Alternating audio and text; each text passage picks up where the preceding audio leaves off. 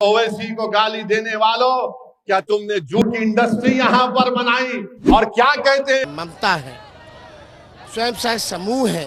10 countries उसमें participate कर रही हैं, देश के अधिकांश राज्य उसमें पार्टिसिपेट कर रहे हैं, अधिकांश अलाइड मिनिस्ट्रीज का उसमें पार्टिसिपेट। एआईएम के चीफ ओवैसी साहब अब बिहार में सरगर्मी अपनाने की पूरी भरपूर कोशिश कर रहे हैं। हालांकि ये नुक्कड़ सभा है, अभी तो बहुत जो सभा होंगे आप देखें। अभी भी आपके दरवाजे खुले हुए हैं, अगर आरजेडी का कोई कहता है आपके साथ है तो देखिए एक बात सुनिए, मोहब्बत एक दफा नहीं हो सकती है, उनको भी 2 कदम चलना पड़ेगा। क्योंकि वो पहले भी बड़ा कोशिश किए थे, लेकिन सारी कोशिश नाकाम हो रहा है।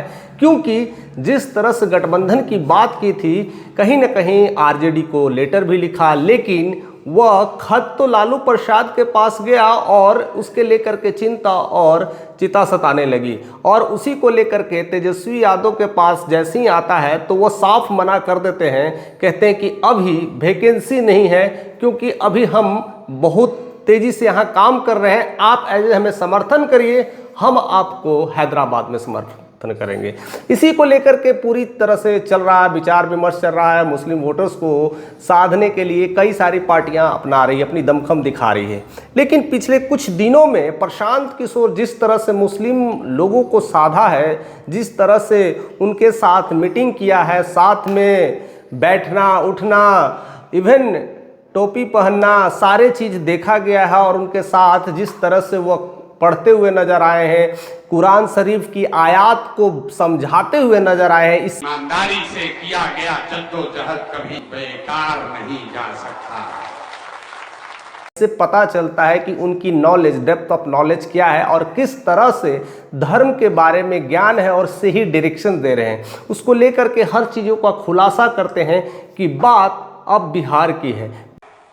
क्योंकि यहाँ ओवैसी साहब के मानने वाले भी बहुत लोग, ओवैसी साहब मेरे मित्र भी हैं, तो आपसे आपके घर पर सेवई भी खाएंगे और आपको साथ में भी लेकर चलेंगे, तो आपको कोई चिंता। बात बिहार की बदलाव की है। अब बात वैसी नहीं है जिस तरह से नेता आते थे, चोरी करते थे, लूटते थे और बिहार को लूट करके चले जाते थे, या तो लूटने में अभी भी लगे हैं। उन सारे नेताओं को तो जिस तरह से पोल खोल रहे हैं, वो तो खैर हम अपने वीडियोस के माध्यम से दिखाते हैं कि कैसे अभी बीजेपी के नेताओं की वाट लगा रहे हैं। ऐसे में प्रशांत किशोर हाईलाइट हो रहे हैं। लेकिन ओवैसुद्दीन ओवैसी जिस तरह से वो अपने परचम लहराने के फिराक में थे, क्योंकि 2020 में 5 सीट विन किए थे, जिसमें से उनके 4 नेता कहीं ना कहीं आरजेडी के खाते में चले गए थे, यानी उनसे रिश्ता तोड़ करके, यानी हो सकता है खरीद फरोख्त होगी और उस तरह से तेजस्वी ने 4 नेताओं को खरीद लिया था। इसको लेकर के ओवैसुद्दीन कह सकते ना, ओवैसी ज़्यादा परेशान थे और थोड़ी सी गुस्से तरीके से बात किए। लेकिन मामला वो नहीं है। मामला यहाँ पर है कि इस बार तेजस्वी के साथ गठबंधन की मामला है, यानी इंडिया गठबंधन में शामिल होना चाहते थे और ज़्यादा से ज़्यादा सीट लेना चाहते थे, क्योंकि पिछले बार 5 सीट लिया था और 5 विन किया था, तो अब 10 और 15 सीटों की दरकार थी।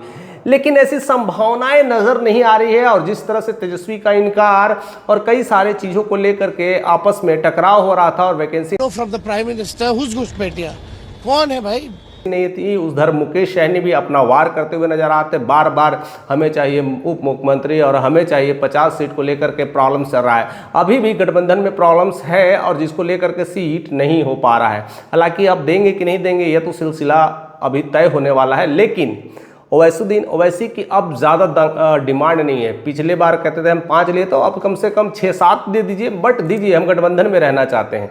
लेकिन कुछ पार्टियां हैं, खास शायद इंडिया गठबंधन में है, वह कहीं ना कहीं इस तरह से वो फैला रही है, न्यूज़ फैला रही है कि ये बीजेपी की बी टीम है। बीजेपी का बी टीम का मतलब है कि ओवैसुद्दीन का एक मुस्लिम वोटर से, मुस्लिम समुदाय है। अब बीजेपी को मुस्लिम वोटर्स नहीं मिलते हैं, वो मिलते हैं तो तेजस्वी यादव के, क्योंकि उनका एमवाई समीकरण बहुत तगड़ा है और उनके पिताजी के साथ ही ये एमवाई समीकरण चल रहा है। तो एमवाई समीकरण के हिसाब से उनका मुस्लिम यादव का वोट होता है। लेकिन ओवैसी जिस तरह से अगर एंट्री करेंगे और वह अकेला चुनाव लड़ेंगे, तो इससे क्लियर हो जाता है कि मुस्लिम वोटर्स कटेंगे। और ऐसे में मुस्लिम वोटर्स को काटने के लिए और उनके काटने की वजह से यह बीजेपी की बी टीम कहलाती है। और इससे बीजेपी को फायदा होगा, एनडीए को फायदा होगा, क्योंकि उनकी अपनी बढ़त बढ़ जाएगी और इनर मुस्लिम वोटर्स बढ़ जाएंगे।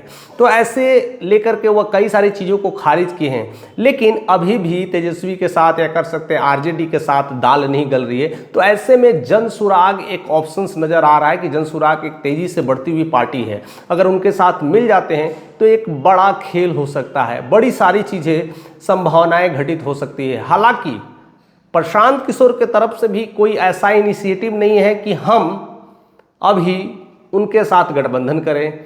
दूसरी बात कि एआईएम के नेता जिस तरह से हैं वैसुद्दीन, उनके तरफ से भी अभी क्लैरिटी नहीं आई है, लेकिन बातों बातों में खुलासा हो गया है कि हम कई बार मिल चुके हैं, हमारे रिश्ते बहुत अच्छे हैं। तो इस बात के इंडिकेशन से ऐसा लगता है कि फर्क है जनसुराज में और ओवैसी साहब में, क्योंकि यहाँ ओवैसी साहब के मानने वाले भी बहुत लोग हैं। ओवैसी साहब मेरे मित्र भी हैं। ओवैसी साहब और हमारे कहने में क्या फर्क है? इस समय और दरकिनार कुछ भी कर सकता है, क्योंकि पॉलिटिक्स में कुछ भी संभव है अंत तक।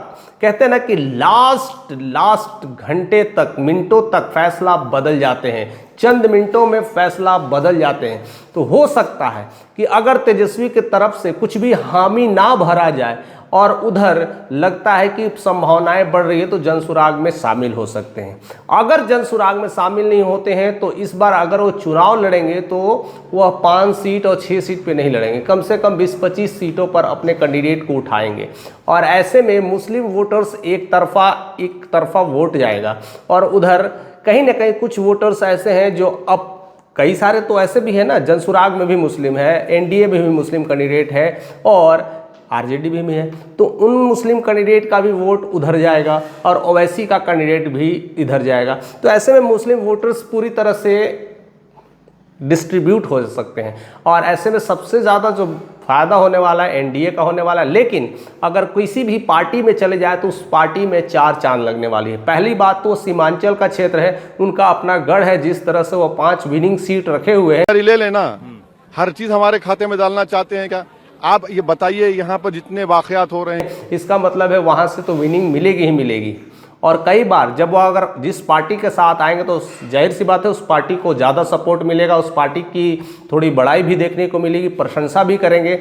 और जो दूसरी पार्टी है खास करके जिनकी वजह से वो गठबंधन में नहीं आए, उनकी भी बगिया उखाड़ने का काम करेंगे। यानी सीमांचल का क्षेत्र क्लियर है और यहाँ से तेजस्वी अब क्या कर पाएंगे, किस तरह का रुख अपनाएंगे, यह तो वक्त बताएगा। लेकिन ज़्यादा से ज़्यादा तेजस्वी के पास अभी भी सीट है, ऑप्शन हो सकता है कि 6-7 सीट दे करके उनके साथ ले लें, क्योंकि उनका एमओआई समीकरण बहुत तगड़ा है और उसी की वजह से पिछले कई सालों से राजनीति करते आए हैं।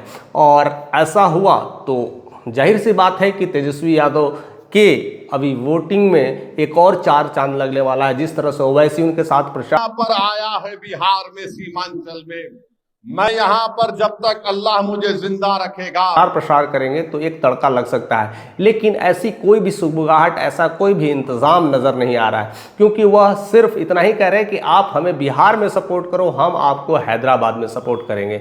दूसरी चीजें ऐसी आ रही है कि आप हमें बिहार में सीट मांगोगे तो हम हैदराबाद में भी सीट मांगेंगे, यानी वहां के भी मुस्लिम दल के नेता वहां भी हम अपने कैंडिडेट खड़े कर सकते हैं। तो ऐसी तमाम चीजें चल रही है जिसको लेकर के अभी क्लैरिटी सामने नहीं आ रही है। और ऐसे में एनडीए में तो अपनी ही पार्टियों में अभी सीट का बंटवारा क्लियर नहीं हो पा रहा है, तो वहां पर कोई संभावना ही नहीं है। तो there is a one process, एक संभावना है, एक ऐसा कॉन्फिडेंस है, वो है जनसुराग जो नई पार्टी के रूप में उभरी है और पूरे 243 सीटों पर अपना कैंडिडेट खड़ा करने के लिए रेडी कर रही है। और ऐसे में उनके पास अपॉर्चुनिटीज़ है या उस अपॉर्चुनिटीज़ को कहीं ना कहीं एआईएम के नेता कहीं ना कहीं इनकैश कर सकते हैं। और ऐसे में अगर इनकैश करते हैं तो उन्हें भी 10 सीटें अगर मिल जाए तो उनके साथ भी एक अच्छा खासा गढ़ होगा, यानी जीत की संभावना बढ़ेगी, एक अच्छा गठबंधन होगा और प्रशांत किशोर एक किंग मेकर की भूमिका में नजर आ सकते हैं। फिलहाल संभावनाओं का क्षेत्र है, क्योंकि पॉलिटिक्स में कोई किसी का नहीं है, कोई किसी का अपना नहीं है, कोई किसी का दुश्मन भी नहीं है।